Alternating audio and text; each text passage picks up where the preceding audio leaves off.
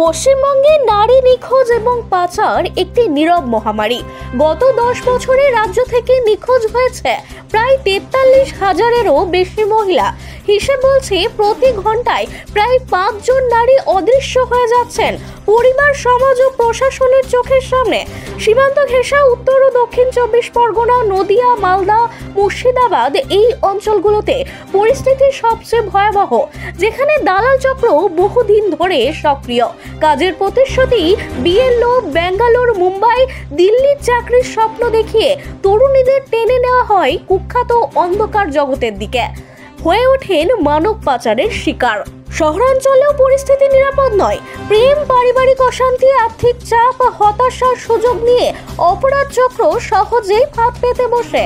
উদ্ধার হয় কিছু মানুষ, কিন্তু প্রকৃত সংখ্যা আজও পরিষ্কার নয়, কারণ নথিভুক্ত তথ্যের বাইরে রয়েছে হাজারো অজানা কান্না।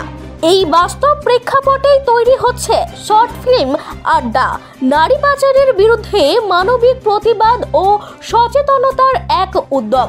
শুটিং জোর কদমে চলছে। ডিসেম্বরে মুক্তি পেতে চলেছে তথ্যচিত্রটি। উদ্দেশ্য একটাই, সমাজকে প্রশ্ন করা, সতর্ক করা এবং ভাবতে বাধ্য করা। কারণ এক কথাই সত্য, যতদিন না আমরা সবাই একসাথে দাঁড়াচ্ছি, ততদিন থামবে না এই হারিয়ে যাওয়া মানুষের সংখ্যা। তাপসদা আমার সামনে আড্ডার ছলে কথার সূত্রে এরকম একটা প্রসঙ্গ বলেন যে দেখো, প্রত্যেক মুহূর্তে মহিলাদের উপর নানা রকম নির্যাতন হচ্ছে। সে মানে গার্হস্থ্য হিংসা হোক, নানা রকম অপহরণ ইত্যাদি। তো তাপসদার এই কথাটা আমার মাথায় গেঁথে যায়। তারপর অন্য একটা ইউনিটে, অন্য একটা সময় আমি প্রণবদার সঙ্গে মিট করি। তখন এই তাপসদার ইস্যুটা প্রণবদার কাছে বলি।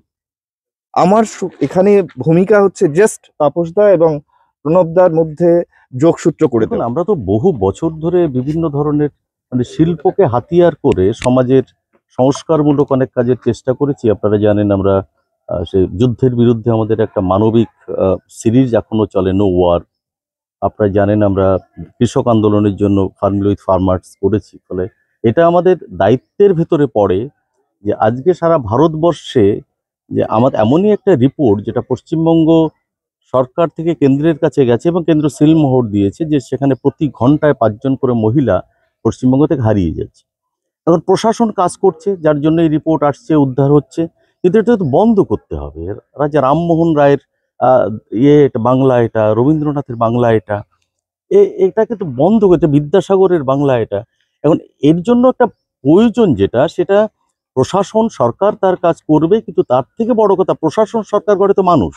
সেই মানুষ যদি সচেতন না হয়, এটা তো সম্ভব না। ফলে আমরা প্রণববাবুর সঙ্গে, এবং অবশ্যই দেবাশিসকে অসংখ্য ধন্যবাদ যে এইরকম প্রপোজালটা ওর কাছ থেকে প্রথম আসে।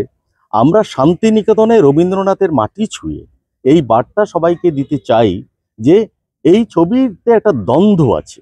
সেই দ্বন্দ্বটা হলো যে কতকগুলো বুদ্ধিজীবী শিক্ষিত মানুষ তারা একমত হতে পারছে না যে আমরা একটা অপহৃত নারীকে উদ্ধার করতে যাব কি যাব না।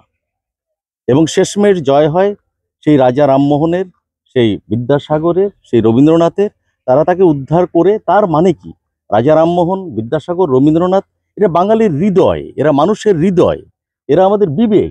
সেই বিবেকের কথা আজকে এদের মাধ্যমে আমরা পঞ্চবন তার পাশে থাকতে পেরে আমরা গর্বিত। আশা করি আগামী দিনেও আমরা এই ধরনের কাজ করব, যে কাজ শুধু শিল্পকে হাতিয়ার করে সমাজ সংস্কার করা যায় বা মানুষের কাছে বার্তা দেওয়া। কিশোরী মেয়েরা এবং ছোট ছোট মেয়েদের, তাদের যে হঠাৎ হঠাৎ তারা হারিয়ে যাচ্ছে, তো তারপরে কি হচ্ছে তাদের ফেট আমরা জানতে পারছি না। যেটুকু যারা রেস্কিউ হয় তাদের কাছ থেকে জানতে পারি যে তারা কোথাও বিক্রি হয়ে গেছে। তো বিষয়টা আমাদের অনেকদিন ধরেই ভাবিয়েছে।